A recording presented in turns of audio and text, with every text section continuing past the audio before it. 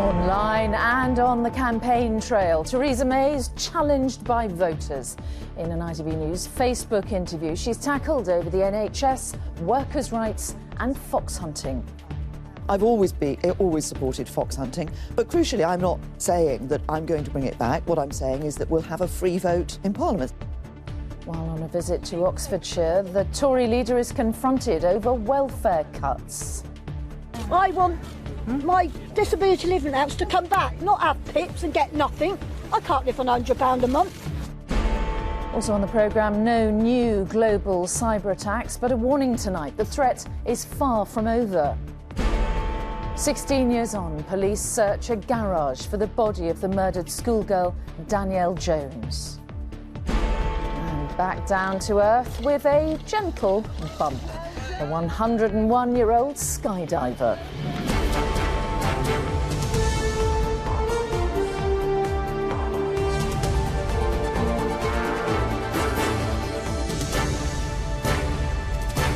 This is the ITV Evening News with Mary Nightingale. Good evening. Theresa May faced tough questions from voters online and on the campaign trail today. In an election first, the Conservative leader took part in a live ITV News Facebook event.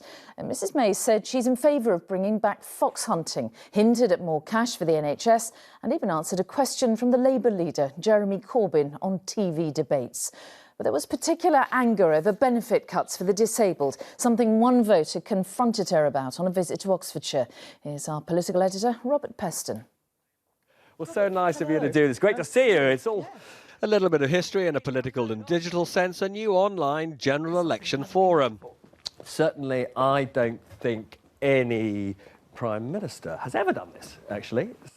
Theresa May taking part in ITV News' Leaders Live, the first Prime Minister to take questions submitted online via the Facebook Live service.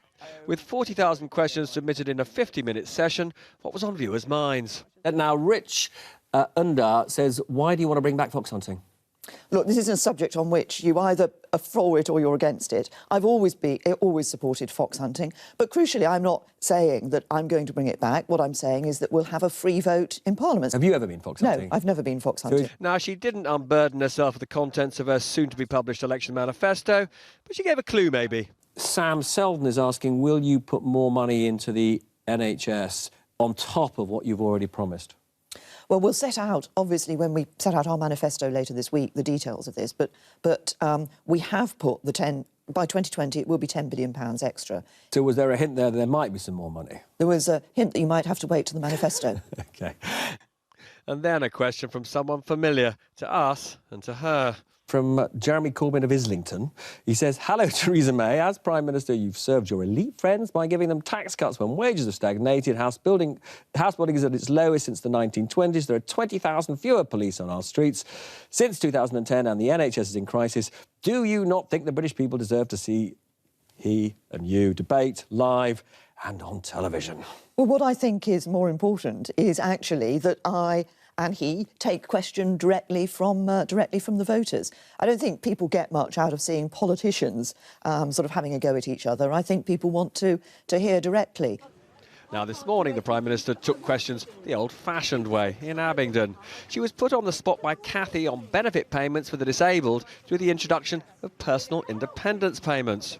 We've got a lot of plans for people with mental health, particularly. And learning disabilities, because I've got mild learning disabilities, yes. and I haven't got a carer at the moment. I want my disability living allowance to come back, not have pips and get nothing. I can't live on £100 a month. There have been a colossal number of questions on the whole PIP thing. I'm going to ask you one more. Over 60% of PIP assessments are overturned on appeal, which seems to indicate that the assessment process is especially brutal. Some people say, don't have an assessment process, abolish it, but I don't think that's right. I think we need to make sure that we are seeing the money go to those people who need it. But, of course, we need to constantly be looking at how that process is undertaken so that we make sure that it is a system that is genuinely identifying those who are in need. Matt Betts, if Theresa May won this election, how long would you remain as Prime Minister? And this is his substantive point. Will you see Brexit to the very end? If I'm elected, I will certainly serve my my full term. Just to be clear, if there, you will oversee all the talks that take us out of the EU. A new Parliament will take us through to 2022, which is 3 years beyond the 2019 deadline, and I will be around. Many thanks for answering as many questions as you could. I think we've got almost 40,000 in total. In fact, 59 questions put. How many proper answers? Well, some. 59 questions, 40,000 submitted. What was your assessment of her performance then? Well, she looked, I thought, surprisingly relaxed all the way through. That is a lot of questions for anybody to answer over 50-odd minutes. And, she was pretty coherent all the way through. I mean, let's be clear, she's a master at saying very little while appearing to answer. In a way, I thought what was more interesting was what was fascinating people, what they wanted to ask about. So a lot about funding of the NHS, a lot of concern about cuts to payments, benefit payments to the disabled, a lot about the problem for young people in getting on the housing ladder or just the shortage of affordable housing in general. I suppose what I thought was really extraordinary was here is an election that was called to give her a mandate for her Brexit talks. Very little questioning on Brexit. And this is, as I say, the Brexit election appears at the moment to be being fought on traditional electoral issues like the health service. Fascinating stuff, Robert. Thank you very much indeed. Moving on now, the European police organisation Europol says the cyber attack, which hit hospitals and GP surgeries across England and Scotland, was the largest it has ever seen. A handful of NHS trusts were still experiencing serious problems today. The Health Secretary said there were no signs of a second wave of attacks, but there were warnings that it will happen again, as our security editor Rohit Khatri reports. It shows what a single attack can do. Organisations around the world affected, from train stations in Germany to telecoms firms in Spain and the NHS here.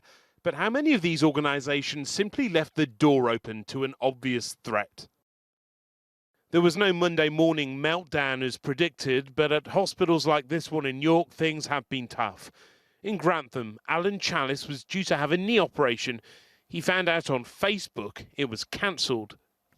To find out through this way, that it seems a little bit upsetting because it is a minor op I'm having. It's a repair to the cartilage. But the real story might not be the attack, but the poor defence at some NHS trusts. The NHS computer system was outdated and vulnerable to attacks. Why didn't you take So surprising that after 3 days of avoiding questions, the Health Secretary finally emerged today. The IT budget has been protected. In fact, the IT budget at the spending review in 2015 was increased substantially. We put £50 million into a new NHS cybersecurity centre. So this has been an area where, despite all the financial pressures on the NHS, we have been increasing spend. The hackers were able to get in by using a tool stolen from America's National Security Agency. Theft rather than ingenuity. The president of Microsoft called them out, writing that an equivalent scenario with conventional weapons would be the US military having some of its Tomahawk missiles stolen. The governments of the world should treat this attack as a wake-up call.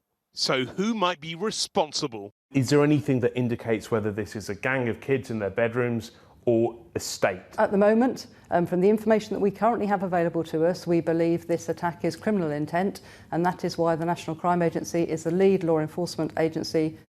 So a criminal gang using a stolen tool might have launched this global hack, raising a more daunting question for vulnerable systems. What if a nation state tried to harm an enemy with its own cyber attack? Rohit Khatri, ITV News. The French President Emmanuel Macron is in Berlin meeting with Angela Merkel a day after being sworn into office. At a joint press conference, the German Chancellor said she wants to work closely with the new president at what she calls a critical moment for the European Union.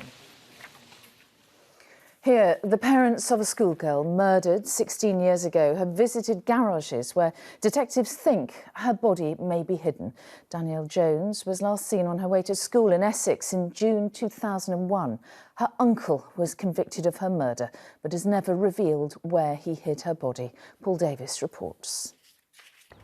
Hand in hand, Linda and Tony Jones emerge from a police tent that could finally provide the answers they need. After 16 agonising years, there is a fresh lead that their daughter's body may be buried in this old garage block, and they wanted to be close to her even before the main recovery work got underway. Danielle, 15, was last seen alive, leaving her home in Tilbury for school in June 2001. A year later, her uncle, Stuart Campbell, was found guilty of her murder. But he went to prison, still refusing to tell her family where he'd hidden her body. 16 years on, Campbell has kept his silence, but fresh information from the public has brought police to this block of dilapidated garages behind a council estate in Thurrock. The information we received was there was some suspicious activity in that area where a male was seen in the garage block shortly after Danielle's disappearance.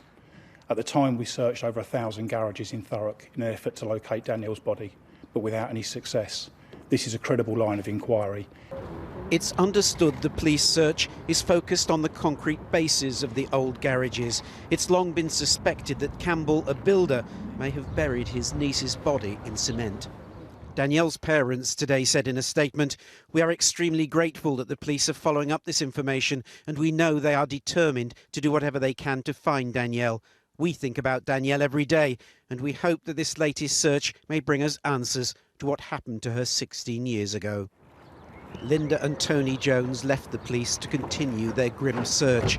A mum and dad who accept their daughter is dead, but need to get her back to bury and say goodbye properly. Well, since Danielle's parents left here, the police have completely demolished the suspect's garage. All that there is now beneath that tent is the concrete base, and forensic teams will be back here tomorrow beginning excavation work, trying to find out once and for all whether that concrete base has hidden Danielle's grave for all these years. Paul Davis in Essex, thank you. Still to come on the ITV Evening News, Labour and the Lib Dems pledged to spend billions more on the NHS. And why meat is off the menu at England's newest Football League club. Those stories and more after the break.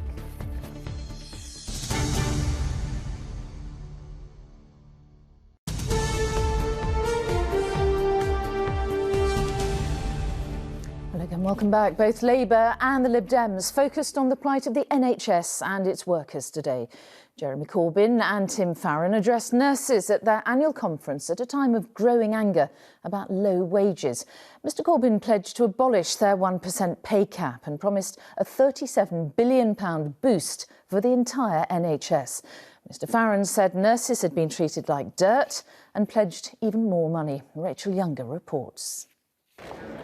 If you want to pile the pressure on the Tories, there are worse places to come than a conference of nurses so angry they've just voted for a summer of protest. Morning. Jeremy Corbyn knows the best chance of reversing the downturn in his party's fortunes is to focus relentlessly on the NHS. Today, he offered £37 billion over the next 5 years. This funding settlement will allow us to guarantee access to treatment within 18 weeks, cutting 1 million from the NHS waiting lists by the end of that Parliament. Ensure that those needing accident and emergency services are seen within 4 hours, helping another 1 million people each year. He got a standing ovation. Among those listening, 2 nurses who've endured 7 years of real terms pay cuts and fear recruitment's being hit.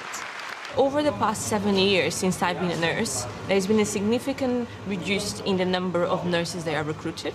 And the thing that you can see is that there's less nurses working. We're just not enough.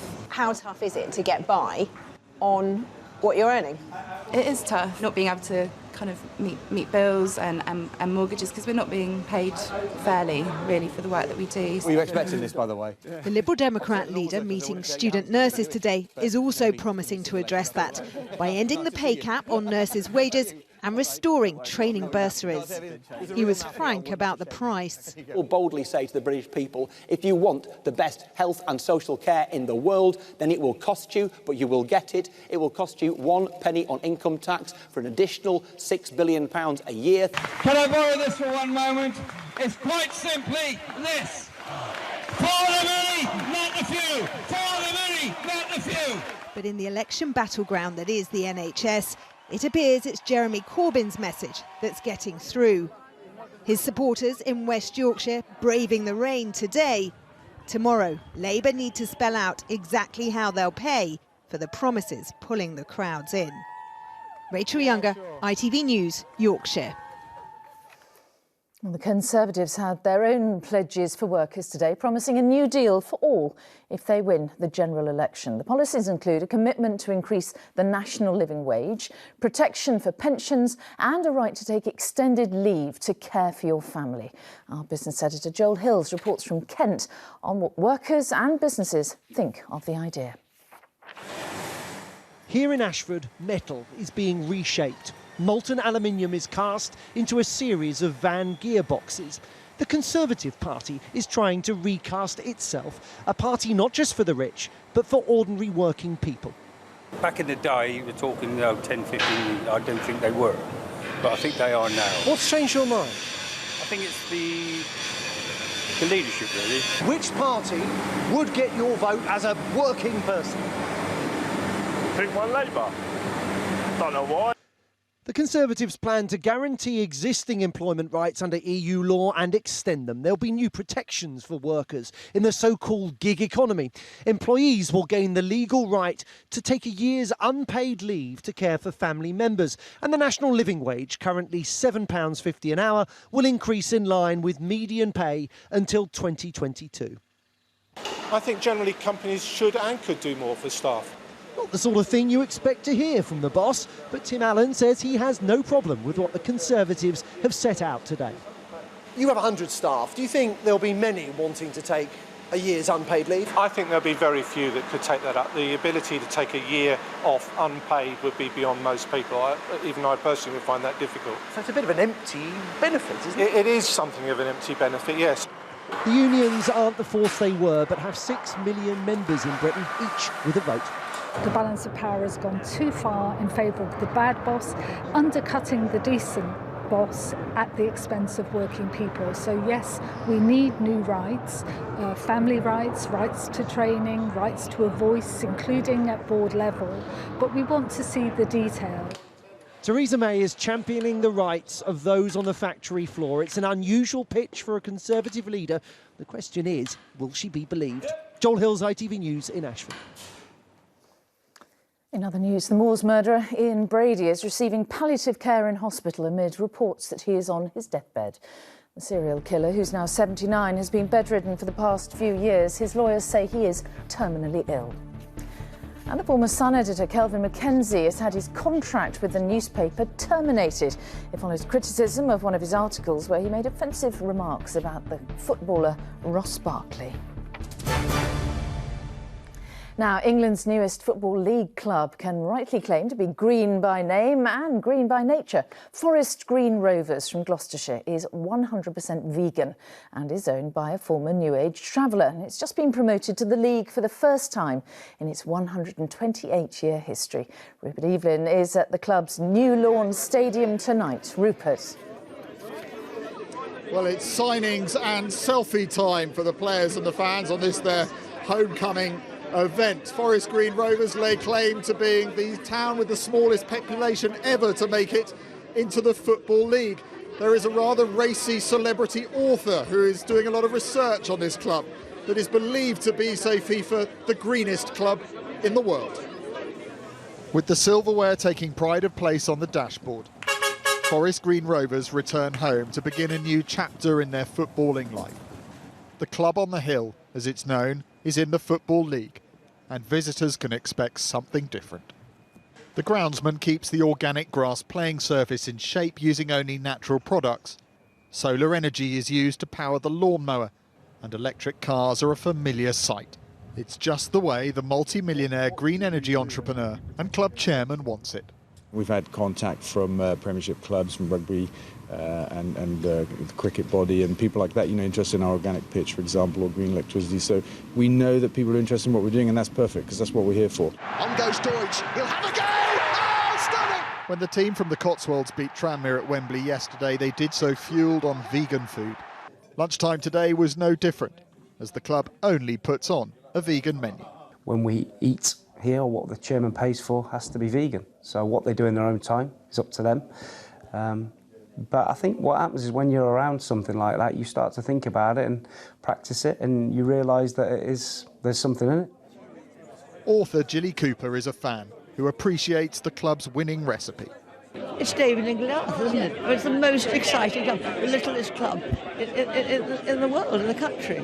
And in this lovely little village, and we always win when the sheep come on the hill. The sheep aren't there, we always lose. And it's so romantic that here we are, and we're going up to the league. However this team and its fans fare next season, their ethos will be unchanged. Environmental sustainability at its heart, which they hope will sustain them in the Football League. Rupert Evelyn, ITV News at Forest Green Rovers. And finally tonight, when D-Day veteran Verdon Hayes made it to the grand old age of 101, he knew there was only one way to celebrate. He decided to set a new world record for the oldest person ever to complete a tandem skydive. Verdon did it alongside 3 generations of his family at an airfield in Devon yesterday. And today, he told ITV News he's got something even bigger in mind for next year. I've got a 12 months now to work it out, but it all depends on my health, and if the doctor gives me fitness test. I've studied it out fairly good, and I'd love to do wing walking. We will report it as and when he does. That's all for now. Tom Bradley will be here with the news at 10, but from me and all the team, have a great evening. Bye-bye.